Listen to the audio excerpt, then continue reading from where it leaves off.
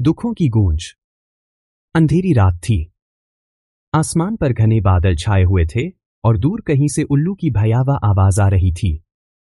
गांव के एक कोने में एक जर्जर झोपड़ी के भीतर एक कमजोर, लाचार पिता अपने 3 बेटियों को सीने से लगाए बैठा था। उसका नाम रहमत था और उसकी दुनिया सिर्फ उसकी बेटियां थीं।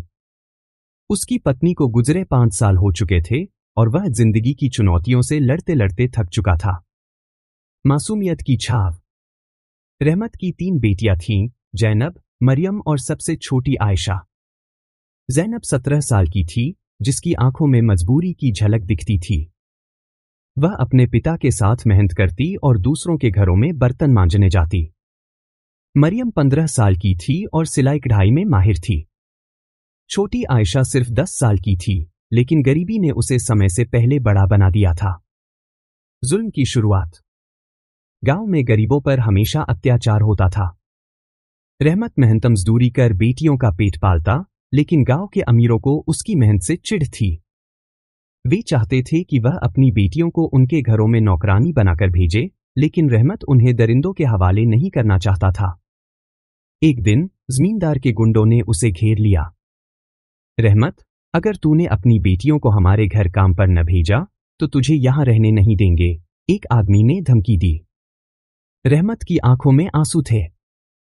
यह मेरी बेटियां हैं, मैं इन्हें तुम्हारी हवस का शिकार नहीं बनने दूंगा। इसके बाद से उन पर जुल्म बढ़ने लगा। गांव वालों ने उनसे बात करना बंद कर दिया, दुकानदारों ने उन्हें राशन देने से इनकार कर दिया। भूख और संघर्ष। रात को बेटियां भूख से तड़पती और रहमत काम की तलाश में निकलता, लेकिन किस्मत भी उनसे रूठ चुकी थी। दिन बीतते गए, गरीबी और बढ़ती गई।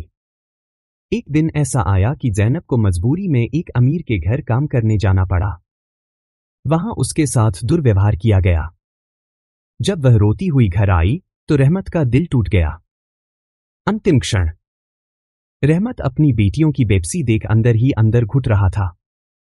फिर एक दिन मजदूरी के दौरान वह गिर पड़ा। बीमारी और भूख ने उसे इतना कमजोर कर दिया था कि वह उठ नहीं पाया। जैनब ने उसे सहारा दिया, लेकिन बहुत देर हो चुकी थी। बेटियों, हिम्मत से जीना, यह कहकर रहमत ने आखिरी सांस ले ली। जैनब, मरियम और आयशा चीखती रहीं, लेकिन सुनने वाला कोई नहीं था। गांव के लोगों ने उसके जनाजे में हिस्सा नहीं लिया और बेटियों ने खुद अपने पिता को दफनाया। दुखों की गूंज। समय बीतता गया, लेकिन बेटियों ने अपने आंसू पोंछ लिए और जीवन की लड़ाई लड़ने का फैसला किया। परंतु जुल्म फिर भी खत्म नहीं हुआ। लोग उन पर उंगलियां उठाते, उन्हें कमजोर समझकर सताने की कोशिश करते। लेकिन जैनब ने हार नहीं मानी।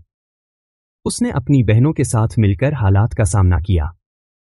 आज भी यह कहानी गांव में सुनाई जाती है, जहां एक पिता और उसकी बेटियों ने जुल्म के साए में जिंदगी गुजारी, लेकिन फिर भी कभी हिम्मत नहीं हारी।